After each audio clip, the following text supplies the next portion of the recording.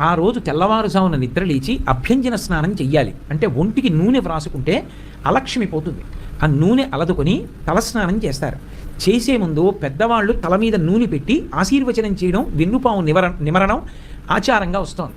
ఆ స్నానం చేసిన తరువాత ఇష్టదేవతని ఆరాధన చెయ్యాలి. ఇంట్లో కులదైవం ఇష్టదైవం ఉంటారు. ఆ కులదైవాన్ని ఇష్టదైవాన్ని ఆరాధన చెయ్యాలి. చేసిన తరువాత ఆవు పాలలో బెల్లం ముక్క, నల్ల నువ్వులు ఈ మూడు కలిపినటువంటి పదార్థాన్ని మౌనంగా తూర్పు దిక్కుకు తిరిగి కూర్చుని 3 మార్లు చేతిలో ఆచమనం చేస్తే ఎలా తింటామో అలా 3 మార్లు వేసుకుని లోపలికి పుచ్చుకోవాలి. 3 మార్లే. ఎందుచేత అంటే నల్ల నువ్వులు, బెల్లం, ఆవు పాలు కలిసినటువంటి పదార్థాన్ని 3 మాటలు పుచ్చుకుంటే వచ్చే పుట్టినరోజు లోపల ఏదైనా గండకాలం ఉంటే తొలగిపోతుంది అని.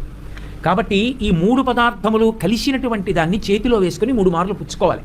పుచ్చుకున్న తర్వాత 7 చిరంజీవులు ఉంటారు. అంటే వాళ్ళు పుట్టుక చేతనే చిరంజీవిత్వాన్ని పొందారు. ఇంకా కొంతమంది చిరంజీవిత్వాన్ని సాధించుకున్న వాళ్ళు ఉన్నారు.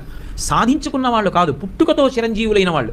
అశ్వత్థామ, బలి, వ్యాసుడు. అశ్వత్థామ, బలి, వ్యాసో హనుమాంశ్చ విభీషణ.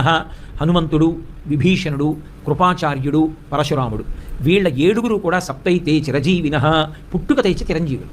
ఈ 7 పేర్లు మనసులోనన్నా స్మరించాలి, పైకన్నా చెప్పాలి. ఆ రోజున తల్లిదండ్రులకి, గురువుగారికి తప్పకుండా నమస్కారం చేసి వాళ్ళ ఆశీర్వచనం అందుకోవాలి. మీ ఇంటికి దగ్గరలో ఏ దేవాలయం ఉంటే ఆ దేవాలయాన్ని దర్శనం చెయ్యాలి. చక్కగా మృష్ణాన్న భోజనం చెయ్యవచ్చు. రాత్రి మాత్రం బ్రహ్మచర్యాన్ని పాటించాలి. పుట్టినరోజున బ్రహ్మచర్య దీక్షకి విరుద్ధమైనటువంటి సాంసారికమైన కార్యక్రమాల్ని నిర్వహించకూడదు. అలా ఉంటే ఆ రోజు పుట్టినరోజుని సక్రమంగా చేసుకున్నాడు అని చెప్తారు. తన శక్తి కొలది దాన ధర్మాలు నిర్వహించాలి. తనకి ఐశ్వర్యం ఉందా, దానం చేస్తాడు. తనకి ఐశ్వర్యం లేదు, గోగ్రాసం అంటారు. చేతి నిండా కాసిని పచ్చగడ్డి పరకలు పట్టుకెళ్ళి ఒక ఆవుకి తినిపించి ప్రదక్షిణం చేసి నమస్కరిస్తే చాలు.